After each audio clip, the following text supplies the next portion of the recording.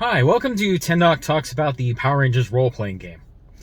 I want to finish off the trilogy of talking about Glutton for Punishment and go into the very last section of the adventure. If you recall from the last, from part 2, you fought the Chunky Chicken and found out from Farmer Sorik's daughter that there is remaining feed left on their farm, and that you should go check it out and make sure none of the other animals have eaten it and have transformed. It is at this point in the story where they finally let you see Zordon and Alpha 5. So at the conclusion of this part of the adventure, you are contacted by Alpha 5 and teleported to the command center. Zordon and Alpha 5 apologize for being unreachable. They will tell you that they were underneath the command center doing something important. I don't think it actually specifies that they were working on the Zords. I think that's supposed to be a surprise. And if your Power Rangers aren't level 3 yet, technically they're not even supposed to know about the Zords, but I don't think that's a critical plot point. At that time, Zordon and Alpha 5 are going to tell you that they've been brought up to speed on what's going on, that monsters are transforming.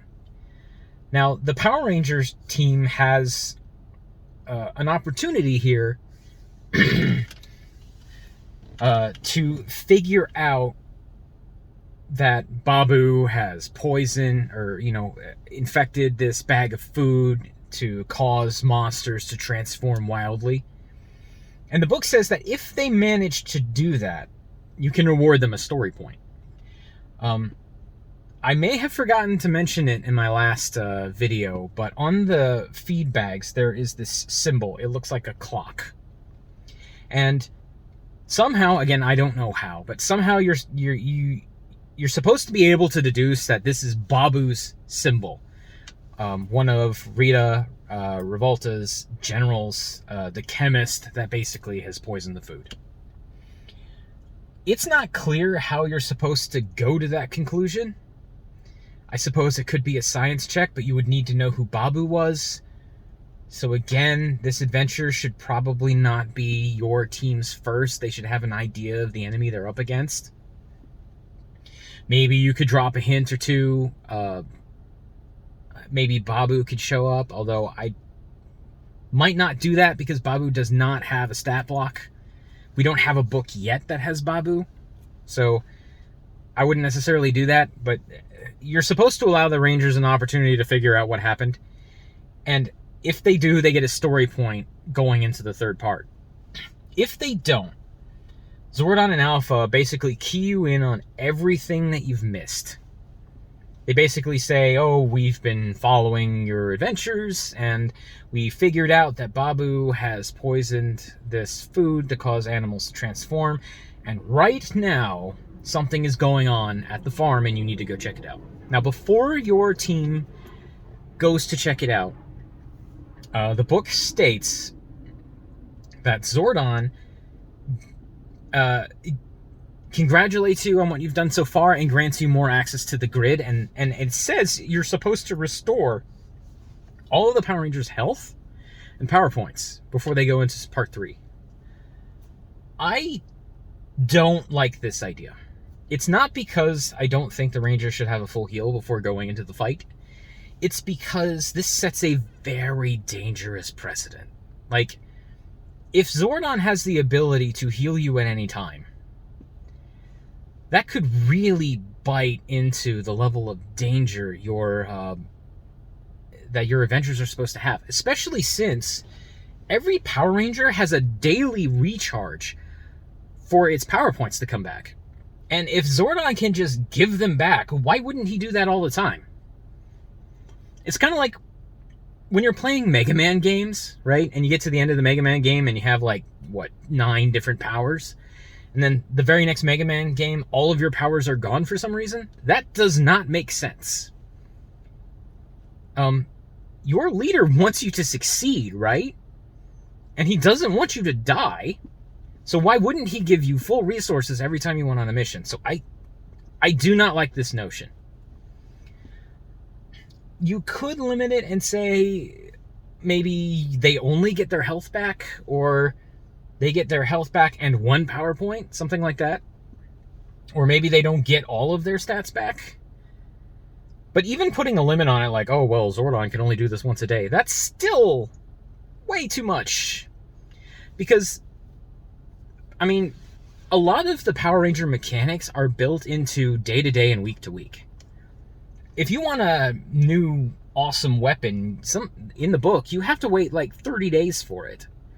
And that wait time is completely pointless if your next adventure happens 1 month later, right? So you're probably going to be playing day to day or at least week to week, and if your power points are always all back,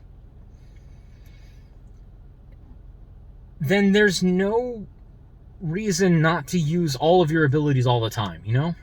So I don't like this notion at all, and it'll happen again before the end of the adventure. I also don't think you need a full heal for this event, because the very last thing that happens is a fight with the Terror Toad. And he only has 5 hit points. Got ahead of myself a little bit, but after Zordon lets you in on anything that you didn't figure out, you go to Farmer Sorik's farm. And what you're going to find is people running. And then out of the house comes the Terror Toad, a giant frog-like, toad-like really, creature with the ability to eat you and gain power. And depending on how difficult you want this encounter to be is whether or not he's already eaten everyone that he needs to. If you want this to be an easy encounter, then when he comes out, he needs to eat 2 more people. Now, he has already eaten some people, some of the farmhands, right? If this is easy mode, then the next thing he eats is Farmer Sorik. And then 1 turn later, he eats Cupcake the Pig, who, if you recall, was the Pudgy Pig monster that you fought in part 1. If he accomplishes that, then he gains access to his full power, and now more abilities unlock. If you want it to be a medium fight, you show up as he's eating Farmer Sorik, and all he has to do is eat Cupcake. And if you want this to be a hard fight, then he starts off fully powered, or you see him eating Cupcake. And when I say eating Cupcake, what he really does is he turns them into an energy ball, and then he swallows the energy ball. And in the show, every time he did that, there would be like this cardboard cutout of your face on his belly to let you know how many people he's eaten. Now, you can do that. It doesn't say you have to do that in the book. In fact, I don't even think it mentions that happens. Now, Terror Toad has some energy attacks, and they spend a lot of time describing the fact that he has this horn on his head that only shows up after he has eaten all of the people that he needs to get his full power. Once he has that, he can use energy attacks against you, and they're more damaging than some of the others. He also has this ability where he attacks a ranger, and if they fail, and if he hits them, they turn into an energy ball, and then 1 turn later he can eat them. Again, though, he has 5 hit points, and your ranger team is probably going to be 5 people, and there's no putties to back him up.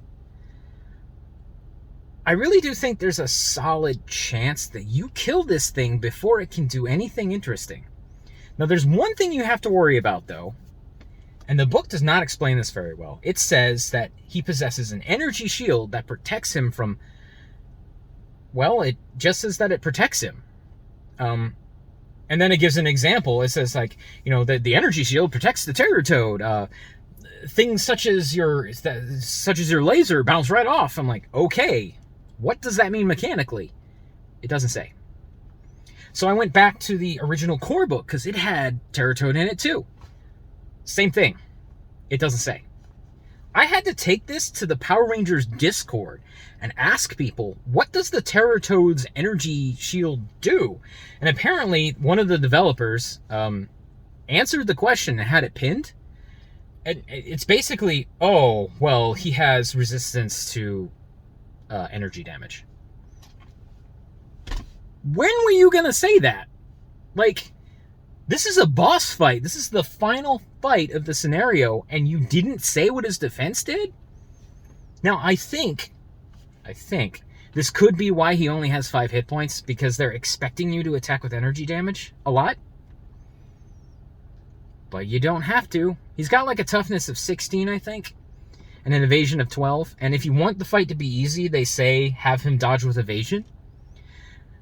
But in the harder difficulties, you're basically just using toughness. Now, if you beat his toughness by 10, I think, his horn breaks and he loses access to his energy abilities. I think specifically the energy blast. They didn't say anything about the energy shield. Could be inferred. But anyway, the Terror Toad is the same toad that Farmer Soric had under his arm. I don't know how you're supposed to figure this out. Maybe it's after you defeat the Terror Toad and Farmer Soric and Cupcake come out and they're fine because, again, this is a children's show and nobody ever dies. He tells you that bugs ate the rest of the food, and then his toad ate the bugs. And then he got exposure to sunlight, and then he transformed into the Terror Toad. So Farmer Soric is having a really bad day. During this fight, as you might have guessed, Clancy shows up again. And he's up to his usual antics. If he hates you, he's going to peck you and run away. And if he likes you, he's going to attack for you. But this is... It's par for the course. It's a running gag throughout this adventure, and he doesn't do very much.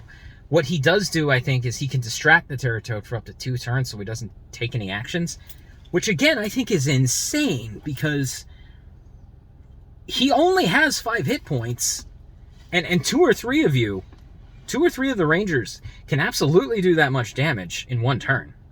Having 2, 3 uninterrupted turns, there is no way this thing is going to live long enough to do anything. If you're careful, you can get through this entire scenario without taking any damage. At least, that's what it looks like to me. After you defeat Terror Toad and, Farmer Soric and his daughter, thank you. You teleport back to the command center. Zordon's like, good job. And then Alpha's like, this seems like a really random attack for Rita. She's normally more coordinated than this. I wonder what's up. And as it turns out, Babu was kind of working on his own. Like, Rita gave him leave to try something, and he did, and it didn't work out. Immediately after having this discussion,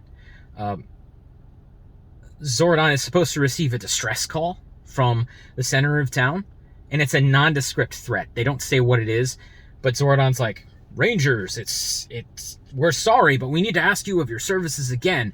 Are you able to go out and save the day? And everybody's supposed to be like, yeah, we can do it. And then it says Zordon gives them more access to the grid, so you level up and fully heal. And again, I would not recommend doing this. Leveling up, sure. Like, granting them more access to the grid is fine. I would be very careful when it comes to healing the party, especially with giving them their power points back. You could make it so that the act of leveling up did that, but even if that were the case, if Zordon is the one that gets to decide how much access you have to the grid, he is really handicapping you and does not have your best interest in mind if he doesn't give you full access to it all the time. And I think somebody might notice that. So I would not do this. Maybe Zordon or Alpha could have like these items that they can break that will fully heal you, but they only have so many and they take forever to make. Like I don't know, the Power Rangers equivalent of a potion, but maybe it's like a Zeo Crystal Dust or something. But I would not fully heal the party just because Zordon wills it, because that's going down a path I don't think anybody is comfortable with. But yeah, that's the whole scenario. Glutton for punishment. To be honest, I wouldn't recommend it without some changes to bring it up to date. But the dungeon or the Game Master's Guide that comes with it is absolutely worth having. Stay tuned for more.